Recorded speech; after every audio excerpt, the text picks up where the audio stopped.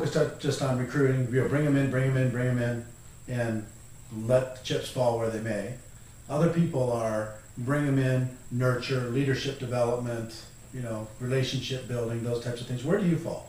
That's absolutely the second one. I mean, it requires focus and commitment on their part, and if I don't see that out of a person, I don't waste a lot of time. I can't make them, be ready at the right time of their life. I look at it like 12 o'clock straight up is when they're ready. Right. And some people, you talk to them and they're at 3 o'clock, and some are at 6 o'clock, and some are at 9 o'clock, and some are at 11 o'clock, but they're still not at 12 o'clock. Right.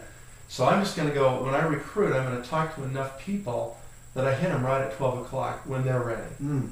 And I can't make it 12 o'clock in their life. Mm-hmm. I can just find them at 12 o'clock. Sure. Okay? So once I find them at 12 o'clock, then what I do... Wait, back up for a second, because I think that's an awesome point that you made, is you're not going to make them be 12 o'clock. You're not going to make them... You can't. You're not going to convince them that it's 12 o'clock for them. Right. You're going to talk to enough people that you will find somebody that's at 12 o'clock. That's a fascinating concept. Well, and I think everybody gets at 12 o'clock at some point or another in their life. But you have to wait for that to happen. So that's why people have to be talking to enough people and just having the conversation.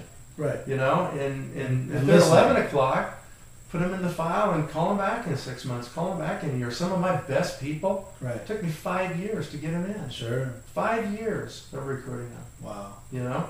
That's okay. I just, I'm not going anywhere, and I know that eventually they'll be at 12 o'clock. That's right. You're talking to them. Yeah. That's what I see so many amateurs do. They talk to somebody once, and because they're not at 12 o'clock, the person says, yeah, it's not a good time. And then they never, ever talk to them again, or they get mad at them, they close the door, they hit the relationship. Right. Or they're offended because somehow they're insecure enough, and the person said, I'm not ready, or it's not the time for me, or I'm not interested, Sure.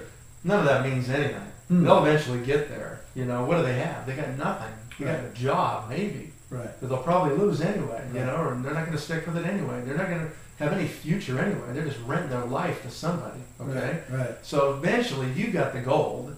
Sure. They're going to want what you've got eventually once they finally mature enough right here personally in their personal financial progress that they finally realize that they got to do their own thing. They got to have something for them. That's the only security they're ever going to have, So that's the key, is just to realize you can't make it 12 o'clock. You just got to find them at 12 o'clock. Then once you do find them, then the key really is, if they're serious and they're committed, you owe it to them. If they're going to make that kind of commitment and really demonstrate that focus, they're making life decisions. You owe it to them to really do all you can to help them build a group. So the real key is, if somebody is focused and consistent, that they demonstrate that to you. They come in. That's right. And if they demonstrate to you that they're focused and consistent by their actions, by calling me every day. I have to call them every time. They calling me. They're bringing people to me. Do you tell them to call you every day? Absolutely.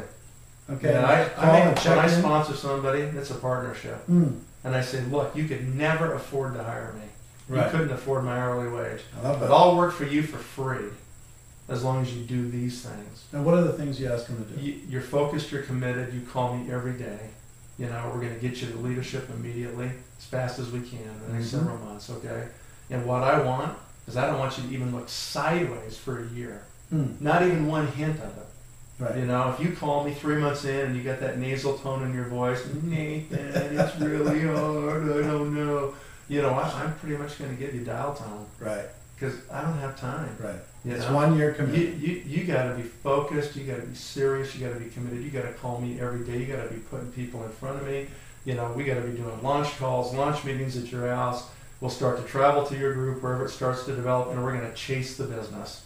We're going to chase that business through those lines of people, and we're going to develop dynasties. And that's got to give them lots of security, knowing that you're going to be there to help them, and you're giving them a little bit of direction. If they'll do that, we know they can do it. We know they'll make it. Yeah. But the price might be too high for some people. Right. That's okay. Well, the focus and consistency is too high a price, like you said, for most. What's the high price? Right. The real high price is you spend 40 years between 15 different companies, and you have nothing, and your life's gone, and you've rented your whole life to somebody else for nothing, to start over every January. That's zero. Yeah. You know, that's no way to live. Mm. With all the uncertainty, all the politics, all the baloney, never being paid what you're worth, those are the real risks. Oh, for sure. The real risk isn't doing a business like this and even failing in one of them. Yeah. And trying to learn how to do it. Right. And then try it again, you know, Yeah. until you figure it out, until you change enough that you can figure it out.